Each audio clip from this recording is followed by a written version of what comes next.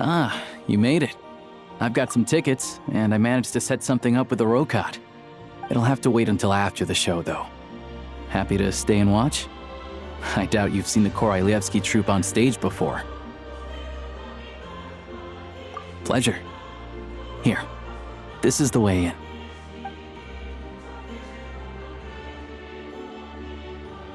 Please present yourself for a routine inspection in accordance with theater regulations. Thank you.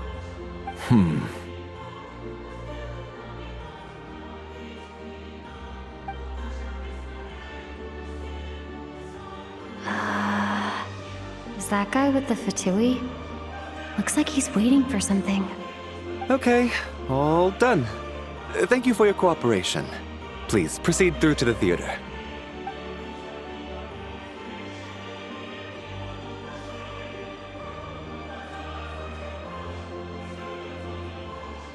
What's up? Everything okay? Snezhnaya's business and political leaders are always passing through here, so it makes sense that security's tight. Still, it's a little unusual to see the Fatui's Armory Palace guard here. You saw him, right? The guy right at the back. Strong, silent type. His name's Valeri. He's part of the Special Assignments Battalion, but I only ever see him here for one thing: to look for a guy named Mitya. Supposedly a researcher, though he never seems to put much time in at the office. The theater is one of his favorite places to hang out when he's playing hooky from work. But that's not for us to worry about. Let's go. The show's about to start.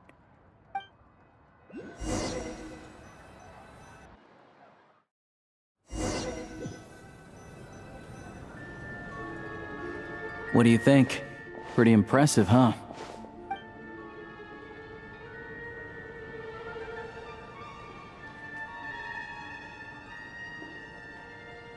Oh, the one in Fontaine?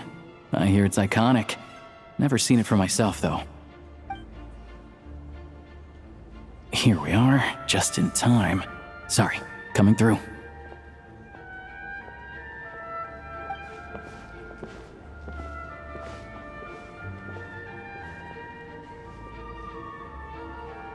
Ugh. If you're gonna show up late, keep your mouth shut. What's his problem? Whatever. No point arguing with people like that. Look, there she is. That's who I'm introducing you to later. She's the lead singer of the troupe, Vodyanitsa.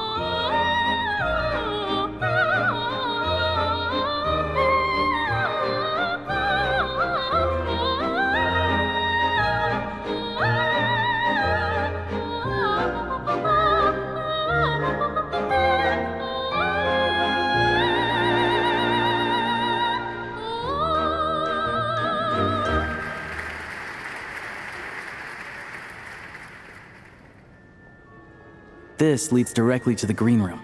They're expecting us. Vodyanitsa will be waiting for us there.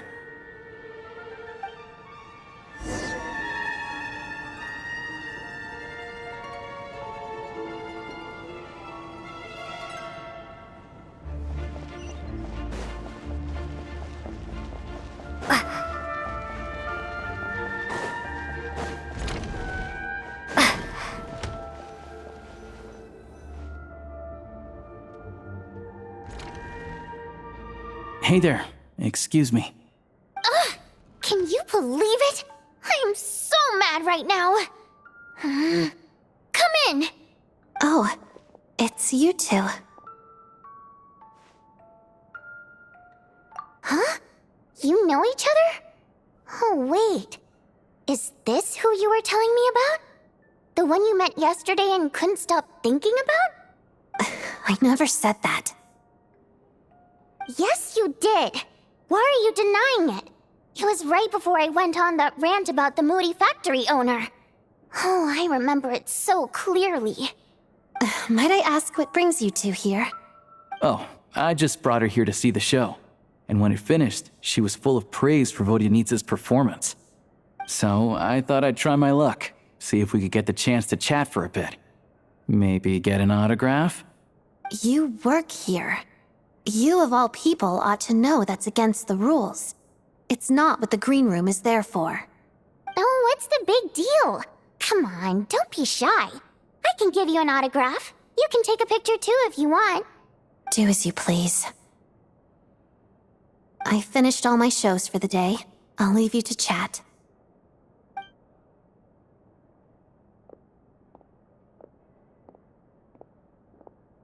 I wasn't making that stuff up, you know. Odette's just too proud to admit it. She thinks very highly of you, and so do I. You did the right thing in Svietloladovka. We're good. Odette's out of earshot. I'll lock the door.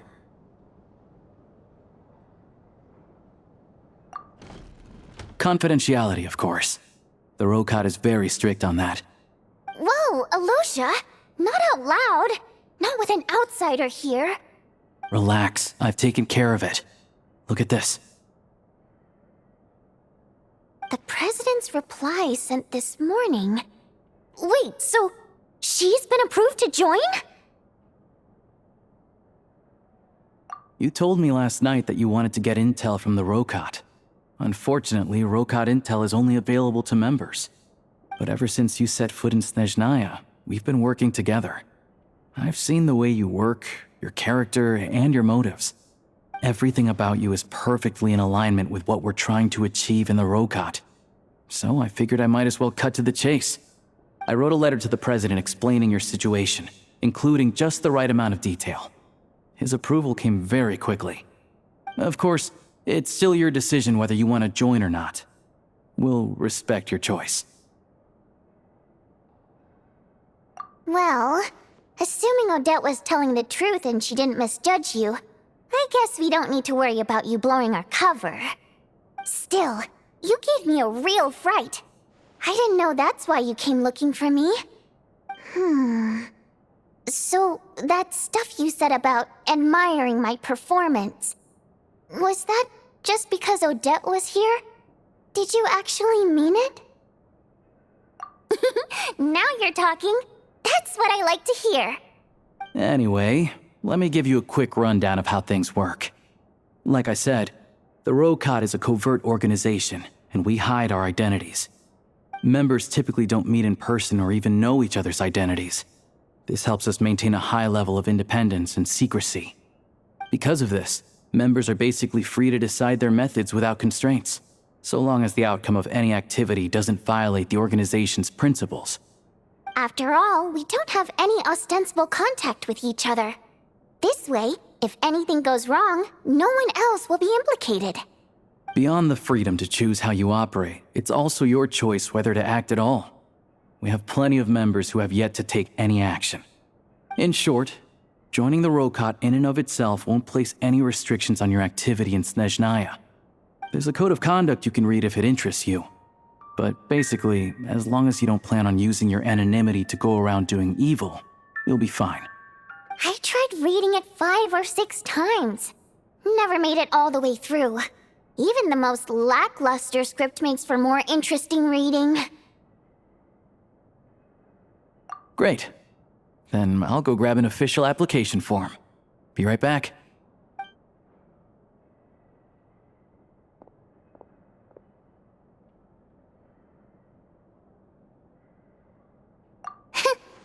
Well, Alosha has this pet dog, you see. His name's Tagarin, and this one time, Alosha brought him backstage. Tagarin took quite a liking to me, so I played with him for a little bit and fed him some treats. Then, the Rokot was out on a mission one day, and even though we were all in disguise, Tagarin recognized me right away.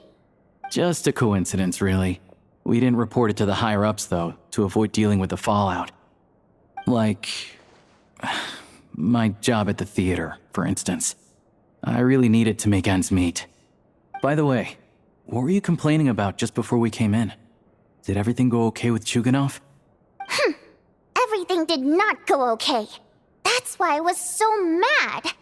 I tried to make some small talk with him before I went on stage to fish for intel about the Iskra manufacturing plant.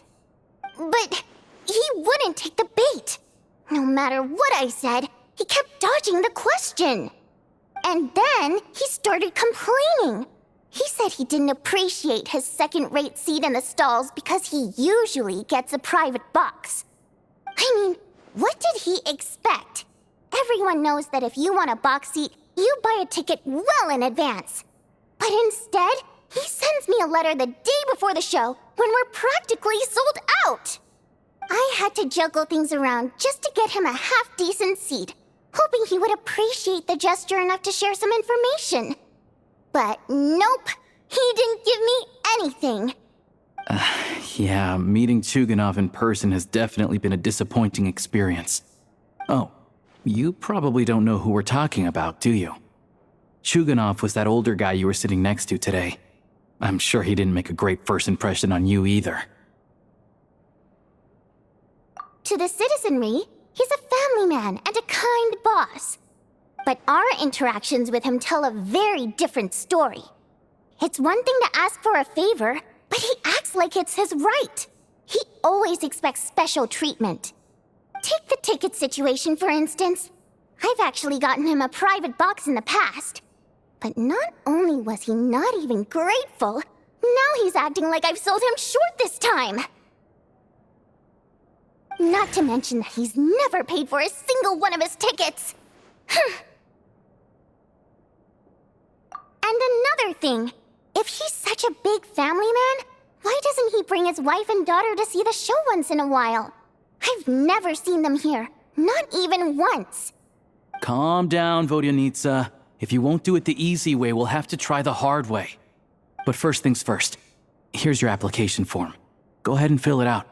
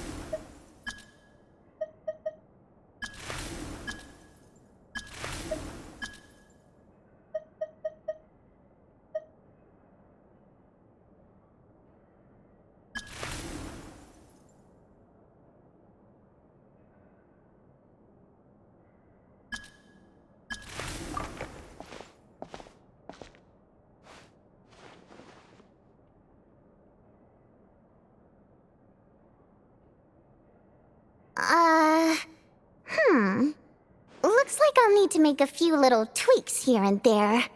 But other than that, you're good to go. We'll hold on to this for you.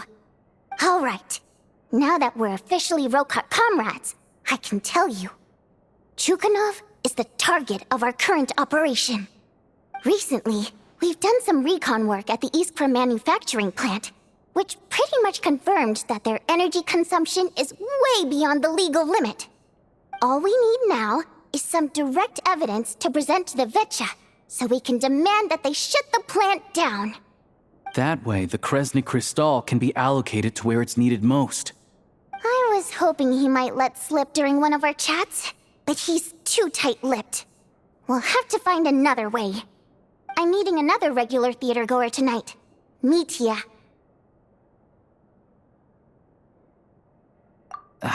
But Valeri's here too, and he's probably looking for Mitya, so he may end up being a no-show. Don't you worry. He must know how to dodge Valeri, or he wouldn't be showing up on time for every performance. Mitya is a renowned energy expert. Although we can't get any direct evidence of the excessive energy consumption at the plant, we can accidentally let the information slip to him. The authorities should take someone like him seriously. So if he starts raising questions about energy use at the Iskra manufacturing plant, there will be a proper investigation. Also, we're not allowed on site, but he has clearance. So all we need is his cooperation.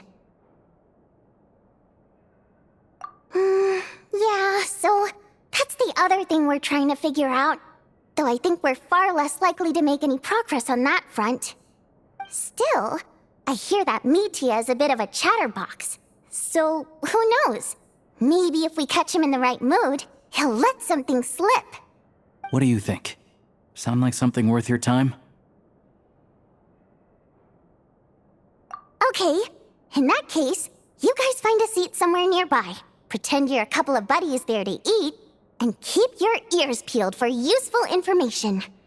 He's a huge fan, so I doubt he'll have his guard up around me. But you two need to be convincing. If he suspects anything at all, he might stop talking. Sure. Don't worry.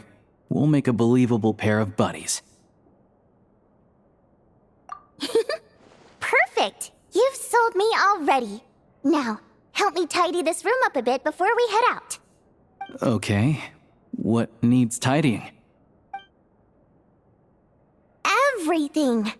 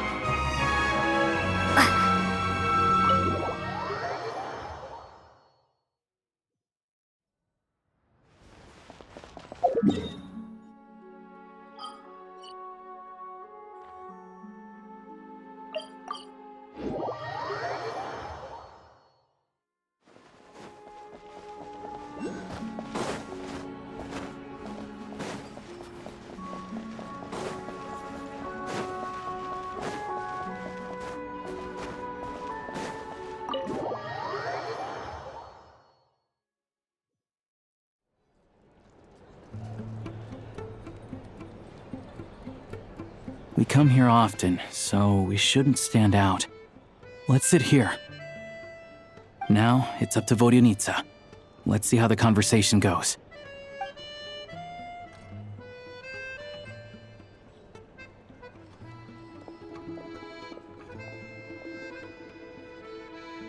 Mr. Mitya! Over here! Over here! Oh, sorry. I got a little held up on my way here. Now we have even less time than we planned.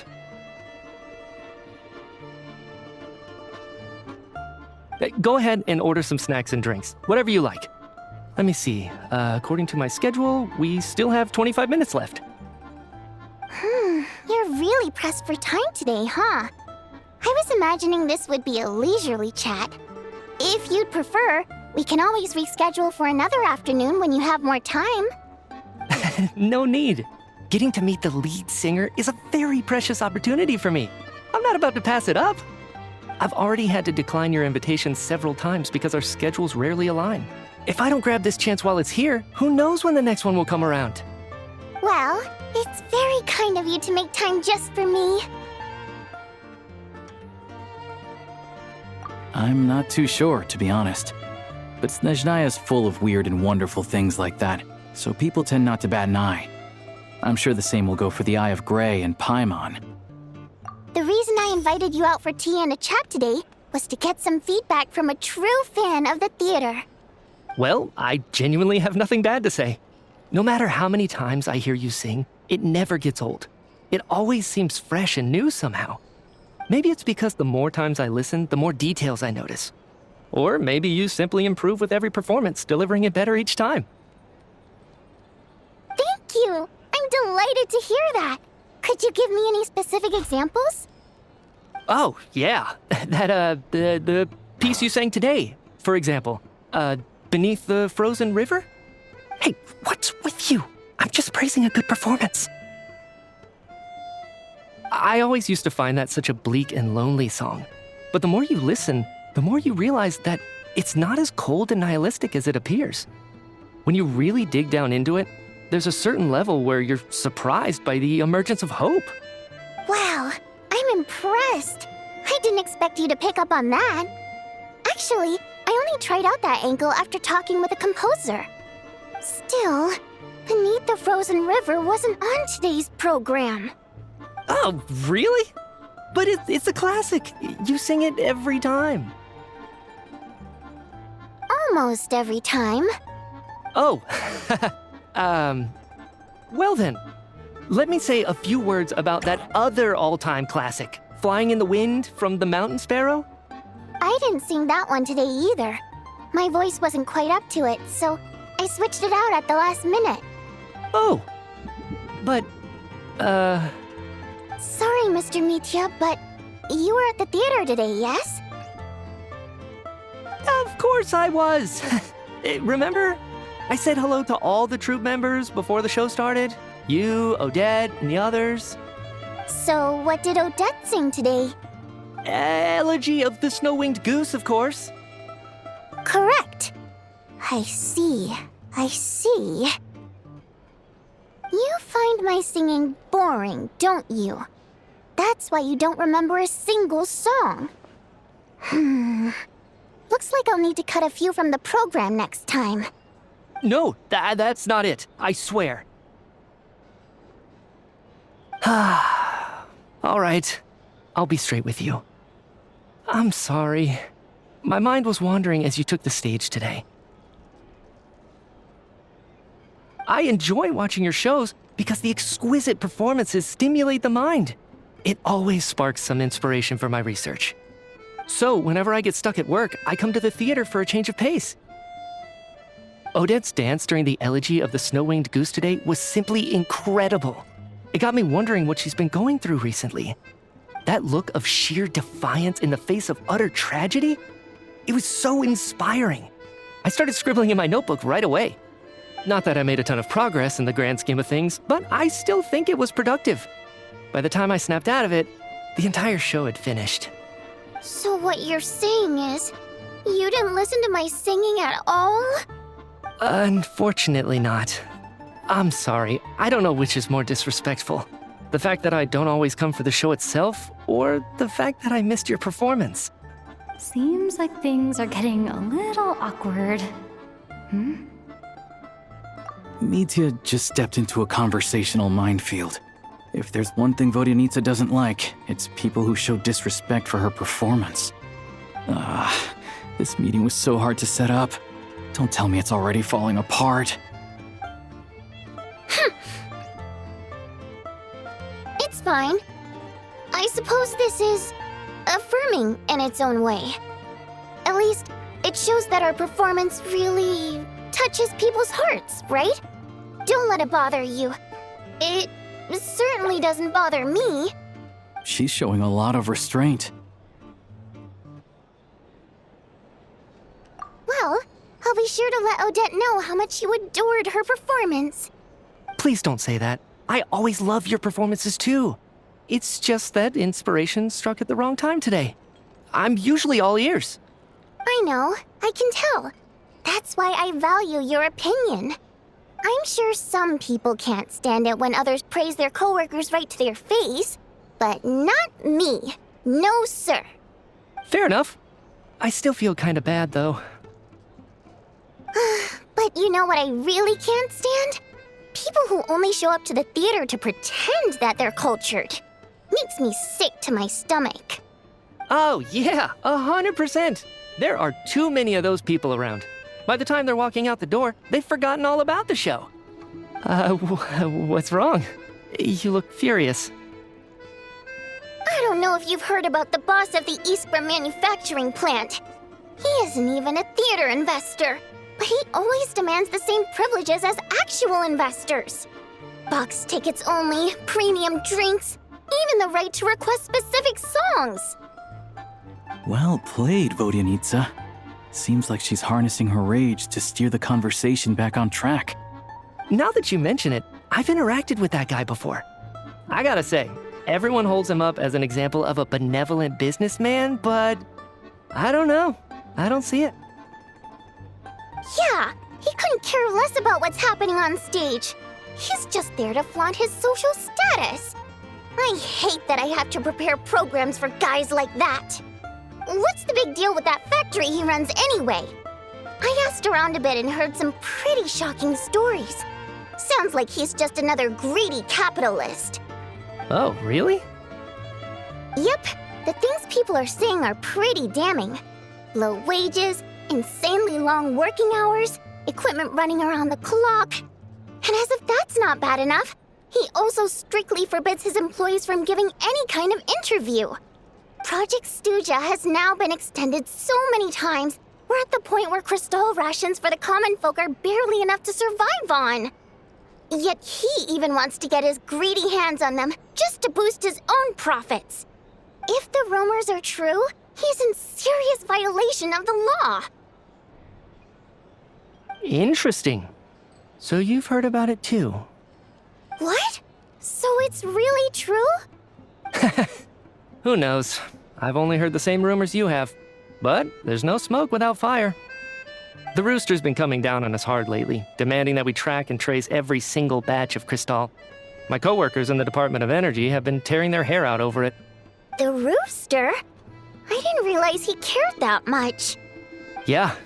Even though there are no restrictions on crystal trading, the poor will wind up freezing to death if we let the rich buy as much as they want. That's clearly unfair. Looks like we'll need to arrange an investigation into the Iskra manufacturing plant as soon as possible. I never knew you kept up with current affairs beyond the theater, Miss Vodyanitsa. You really have a heart for the common person. Most Fae in your position have long been indifferent to the plight of humans. Well, those of us who choose to live in human cities are naturally going to pay attention to any significant upheaval. Isn't the Rooster a Fae himself? I'm just surprised to learn that even someone with as much experience as him is getting so stressed out over Project Snezhnaya. What is the end goal of this project anyway? This is it. We're finally going there. I'm sure Mitya can sense on some level that she's fishing for information. But since their conversation is so relaxed, he might just let something slip. It's stressing me out too. If I'd only made better progress with my research, things wouldn't have dragged on this long. Oh, so your work is related to Project Snezhnaya? That's right. The Armory Palace needs a brand new energy source. Not the power of the Light Realm and not elemental energy. Right now, the only thing that meets the requirements is the power contained within stellar linchpins. But harnessing that power is costly. Each step of the process requires enormous amounts of Kresnet crystal, from extraction to quantification to attempts at conversion. Progress has been painfully slow, and the team is getting burned out as time goes by. Sometimes, I see people staring into space as if in a trance. Could it be that this new energy source has side effects? No, it doesn't affect us, because the energy is used for... Okay, I got it. Stop choking me. Sorry, I can't talk about that. I think we're all just exhausted. We've been working ourselves to the bone for so long with so little progress to show for it. It's no wonder people are struggling to stay motivated. Seems like I owe you an apology. I shouldn't have gotten so mad at you for not paying attention during the show. Don't worry about it. I count myself lucky, to be honest. I don't envy the people who work closely with the Tsaritsa herself. I'd much rather be in my current position. At least I don't have to shoulder any major responsibilities. So they're trying to develop a completely new kind of energy. Yeah, censored by a scarf. Who would have thought? Oh, dear. It looks like my time is up. I'm afraid I have to leave. I'm so sorry. We ended up barely talking about the theater. That's okay. It was a pleasure chatting with you, really. Let's make up for it next time. Yeah, hopefully once the work pressure eases up a little, I'll be able to focus more on the performance, and then we'll have more to discuss. We touched on some confidential issues today. I'd be grateful if you could keep it between us. That could have gone worse. Nice job. Why was Mitya in such a hurry to leave, though? Sorry, routine inspection.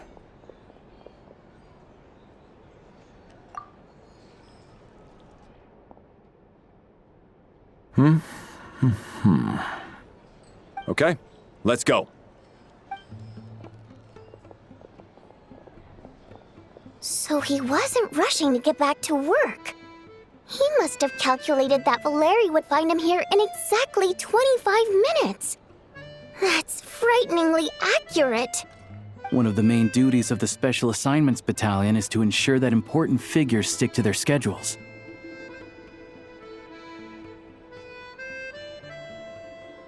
All right, time for us to get going too. Excuse me, check please. We'll settle our check too, then. Oh, hello there. Mr. Mitya paid the check before leaving. He also asked me to pass on a message. He said it was an honor to share his tea break with Miss Vodyanitsa and her two friends. Wait. So he knew we were here all along? This raises a lot of questions. Did he deliberately mention the new energy source so that we'd overhear it? Maybe his work isn't confidential after all. Maybe the key here is the purpose of this new energy. I guess that's the next thing to look into.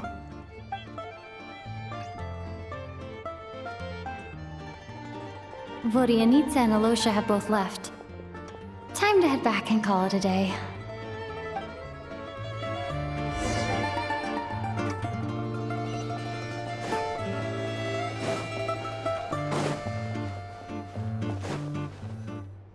You're back! You're pretty early today. Paimon was just gonna mention that. After she woke up today, Paimon felt like her temperature was completely back to normal. But her strength still hasn't returned. Still, there's some good news. Paimon thinks she might have figured out the source of the problem. It's like there's some kind of mysterious power affecting Paimon. Paimon's never felt this way before during any of her travels. She only started feeling this way since we arrived in Snezhnaya. That's right. The Armory Palace needs a brand new energy source. Could that have something to do with this? What is it? You're making that face again. You know, the one you get whenever you have a light bulb moment?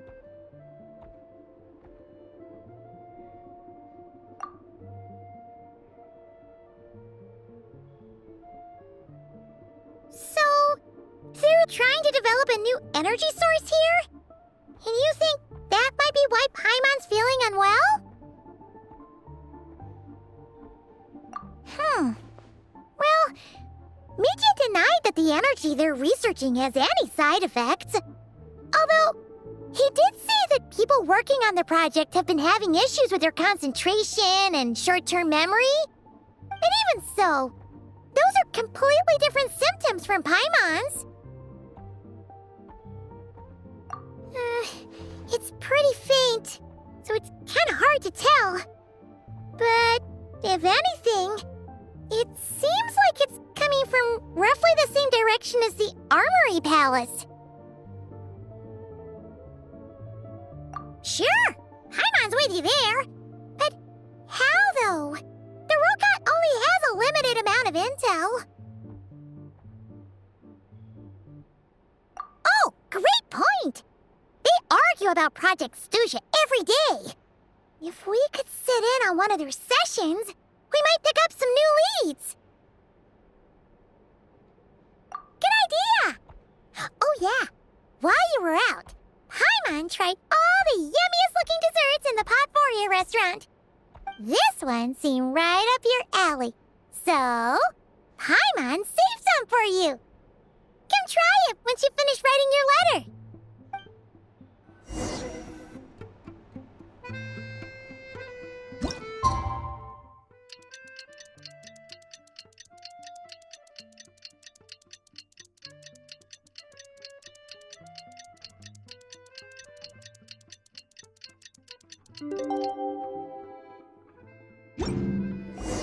Alosha replied.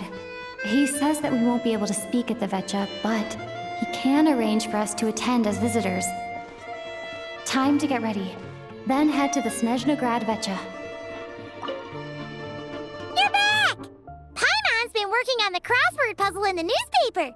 It's actually pretty fun. Oh, shoot! Paimon forgot the next word. Oh, she had it a moment ago. Think, Paimon, think.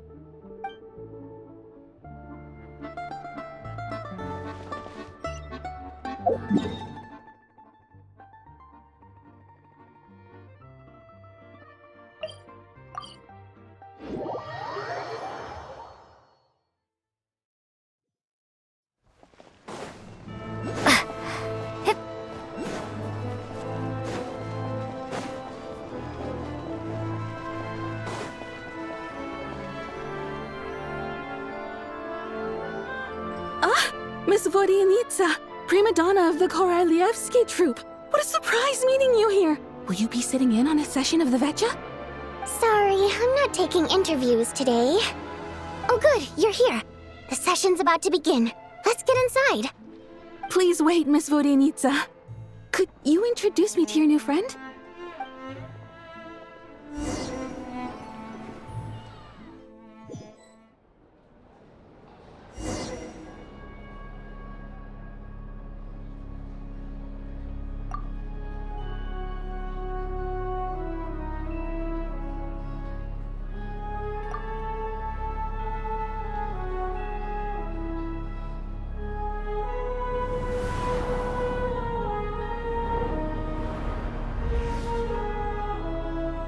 In summary, the energy management commitments made for the outgoing period have been delivered upon.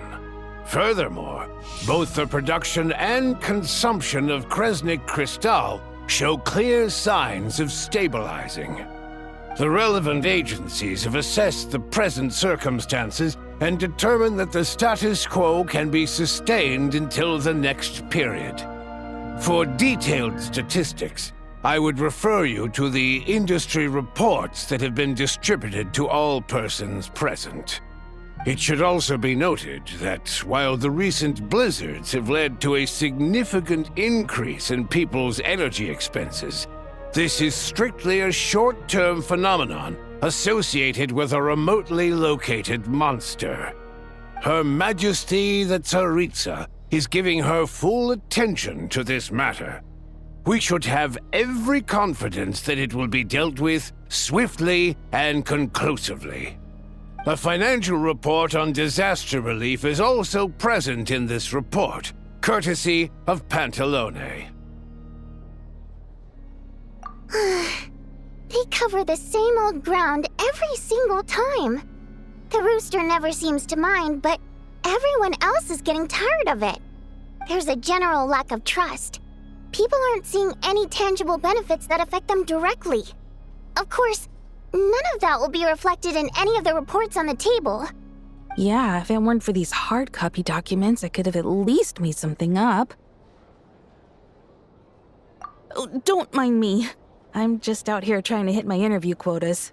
Bring out the kvass. Ever read it? Best-selling newspaper in town. If I remember correctly, you guys don't even have a sales permit. You have to sell from stalls on the street. Okay then, best-selling street stall newspaper in town. Still counts.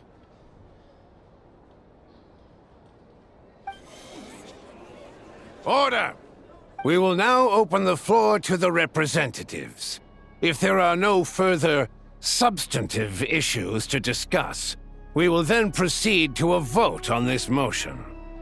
Snezhnaya has a long tradition of treating members of the Fatui armed forces and their dependents favorably. But recent surveys shows that Fatui families in remote areas have access to 15% less crystal than the average civilian family in Snezhnograd. It's been said many times before, but it bears repeating now. There needs to be a clear and consistent rationale behind how crystal is allocated, or we will soon face immense public backlash. Perhaps you wouldn't need to keep repeating yourself if you would hear me out for once. I say again, true consistency exists only in principle. In the real world, fairness is relative. You appear to treat resource allocation as a simple function of production and population. So what about when the equipment used in production breaks down? Have you factored that into your equation?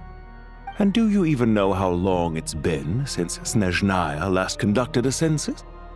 If I knew the answers to questions like that, I'm sure I'd be a very wealthy man. And I doubt I'd be going by child. I'd like to bring the focus back to the specific issue I raised.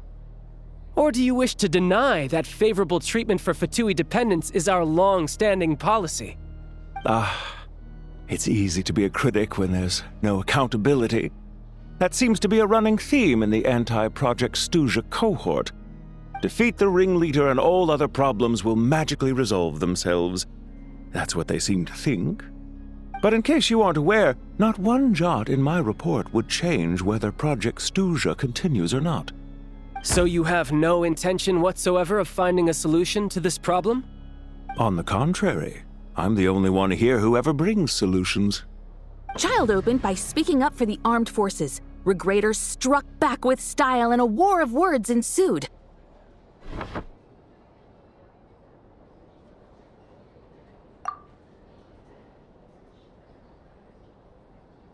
Our reporter was live on the scene to get the audience's reaction as it all unfolded. Who do you support? The people have spoken! Child received raucous applause from the crowd as he pushed Regrator onto his back foot with a relentless barrage of questions. It had to be seen to be believed. Now you see why they don't have a sales permit. However this reporter wants to spin things, I haven't forgotten that Tartaglia was representing the Northland Bank when we first met in Liyue. So, surely their relationship can't always have been this strained. You two are getting off topic. Let's focus on what the data is saying. Mr. Pantalone, may I speak on your behalf? Oh, please do. I'm more than happy to save my breath.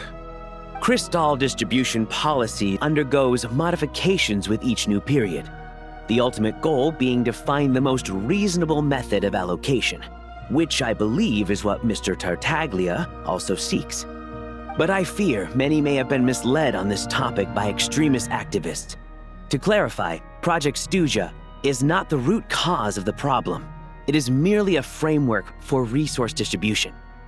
The most recent reports all point to Snezhnaya's resilience and adaptability during this period of fine-tuning, and give clear indications that a distribution framework is improving with each iteration. To make drastic adjustments without first considering the risks would likely do more harm than good. It would be a waste of the hard-won experience we've gained to date. Renowned scholar of finance, Arapov spoke up to clarify the fiscal logic, clearly alluding to social organizations like the Rokot in his words. With the notorious Lelex still active to this day, should the Rokot be held responsible? No, there is someone else to blame. She's just rephrasing what Mr. Pantalone said. The Rokot are the critics he accuses of taking no responsibility for their actions. As for Lilik, you won't have heard of him yet. He's currently the most famous member of the Rokot. Well, more like infamous. Ending Project Stuja has become an obsession for him. Unlike the more decent ones among us, he believes that votes in the Vetcha are all that matter. So whether it's threats, coercion, or bribery, he'll use whatever means necessary to get people to change their vote. And since we're already on the subject, what do you think of Lelek's methods? Are you for or against? Yes, don't we all? Lelek supporters grow in number by the day. We stand with Lelek! At least someone here wants to take this discussion seriously. I've been considering that issue myself. What you really need is more precise regional data, right?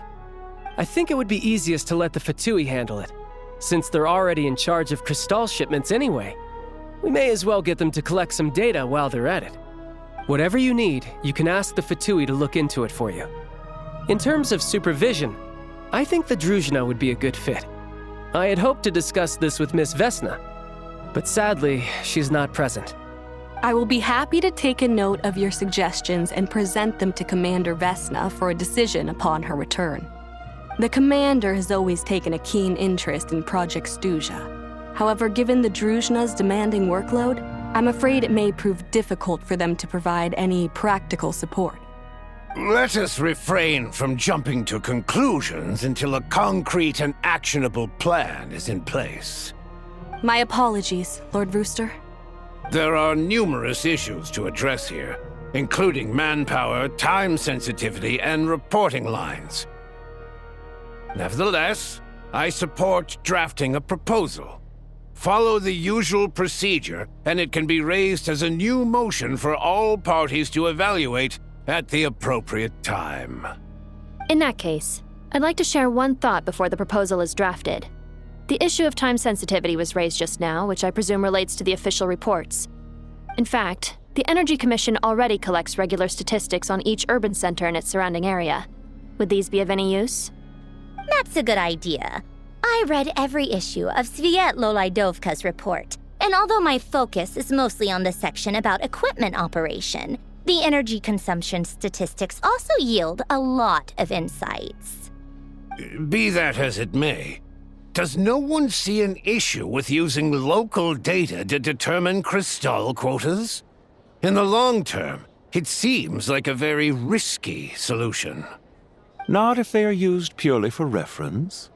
So long as we have the report from the Northland Bank's headquarters to corroborate it, no one will be able to fool me. Very well, then. It appears that this arrangement is acceptable to all parties. Yeah, sounds good to me. The members reached a provisional consensus on the issue of improving treatment for Fatui soldiers.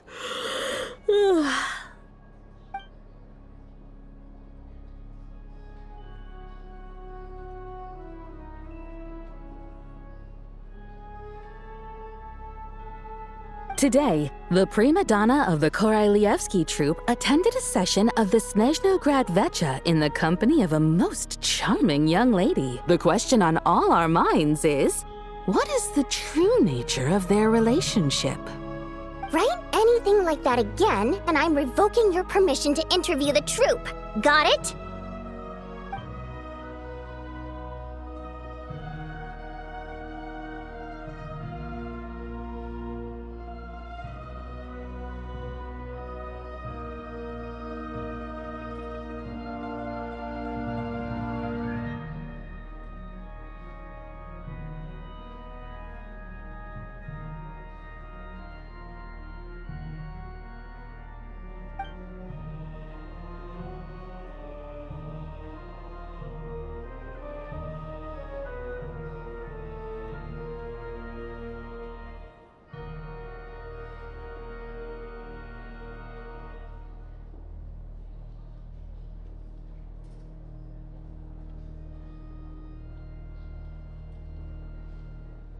Now then, if there are no further contributions from those present, we shall proceed to the final vote.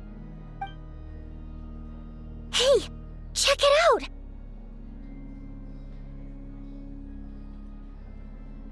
What made him vote against?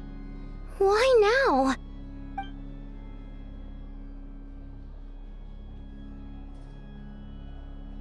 The votes have been tallied. Those in favor of continuing Project Snezhnaya total 61%, securing a clear majority.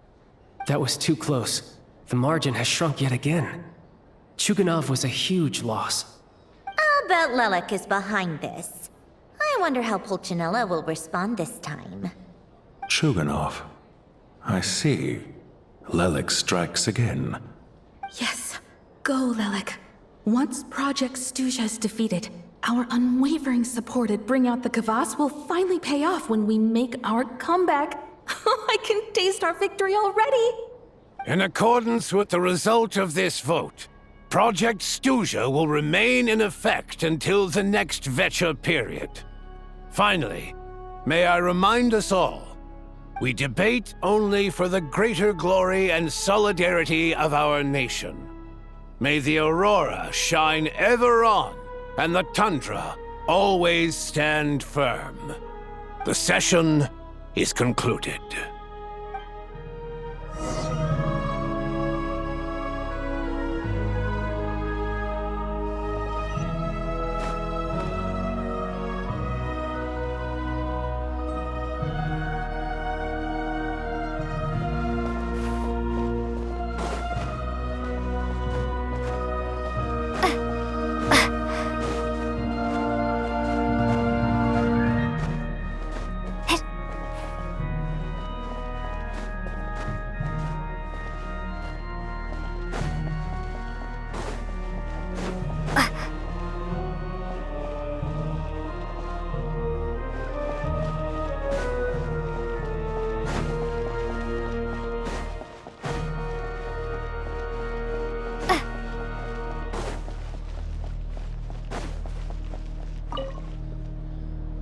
I have to say, I really wasn't expecting Chuganov to vote against Project Stuzha.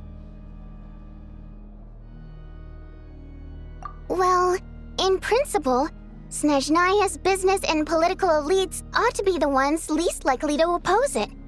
As we heard, Project Stuzha is basically just a resource distribution framework that requires everyone to cut back during the winter.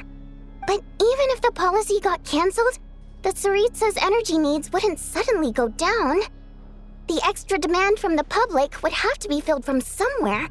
So logically, the factories would have to take the hit.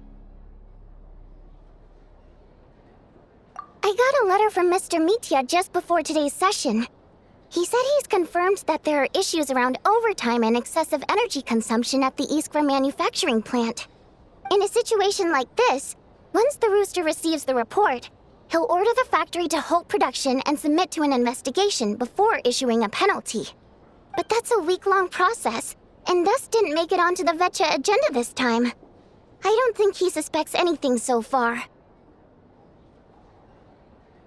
Exactly. And as you know, he's a very selfish person. I was originally gonna try and flip him after he received notice of the official sanctions. My plan was to convince him that the whole thing was completely unfair. Rather than just sit back and take the hit while his factory stopped production, he'd be better off voting to end Project Stuzha. At least that way, no one else would be able to make any money either, because all the factories would suddenly have more limited energy to work with.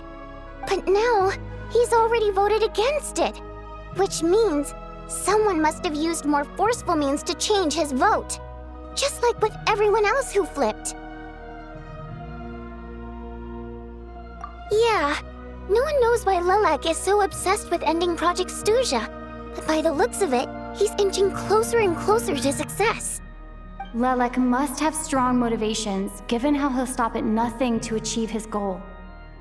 Maybe he knows the full truth of Project Stuzha. Maybe my next step should be to focus on him. All right. What are your plans for the rest of the day? Shall we head out? Hey, comrade. I noticed you were here during the debate. I didn't take you for a political enthusiast. Greetings, Harbingers. I just happened to have some free time today, and my new friend here thought it might be fun to check out the Vecha. Ah, Odette must have introduced you. Looks like you two are getting along pretty well. I'll leave you to catch up. I should head back to the troop. Sure. Break a leg and all that.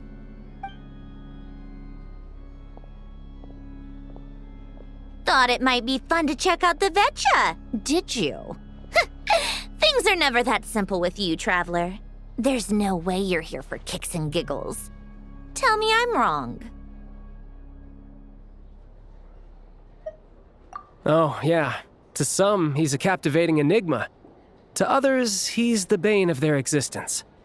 No one ever thought that some anonymous nobody from the Rokot could cause such a stir. Huh? You want to look into Lelik? Then I'm sure his days of anonymity are numbered. What do you think, Snezhnaya? Fine by me, I guess. If the Traveler actually manages to expose Lelik, it'll be doing Pulcinella a favor. In return, it seems fair to let her in on what we've learned so far.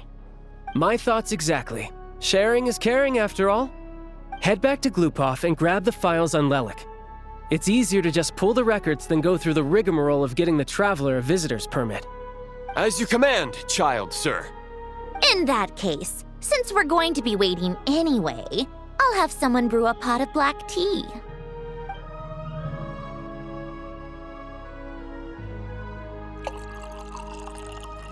One common thread among the many incidents Lelik has been involved in is that the victims are all too scared to share any real information about him. Clearly, he must have threatened them in some way. His modus operandi is to silently infiltrate the scene and leave a threatening letter behind. But neither the letters nor the crime scenes ever yield any clues to his identity. So all these files have to offer are short statements by the people affected. They don't give us a lot to go on. If nothing else, it shows we're dealing with a trained professional who's versed in counter-surveillance. Yes, and to that point, he often strikes in highly secure locations. The victims are high-ranking and influential people who take their personal security very seriously. Somehow, Lelik slips right into their rooms without making a sound. There's never any eyewitnesses, nor the slightest trace of a break-in. If he can get in and out undetected, it means he can strike without warning. Not that that's ever happened so far, but the thought is enough to scare these people sleepless. It's hard to believe that a human being could pull this off flawlessly every time, so they switched the focus of the investigation to Faye. Unfortunately, no one's found anything yet. Careful, don't underestimate me. Although truth be told, I'd probably find it hard not to blow my cover. Direct confrontation is more my style. We haven't ruled out the possibility of Lelik being human. It's just, there can only be a handful of people in all of Teyvat who'd fit the profile. Faye, on the other hand, plenty would have the ability, but few would have the motive. No, not as strong as me.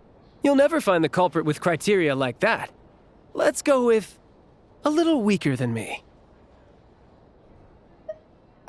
There's no denying that Master is strong, but meticulous. We can only hope. She's just trying to find a reference point. Stop getting fixated on who's stronger than who. But that's the most important thing. In my opinion, anyway.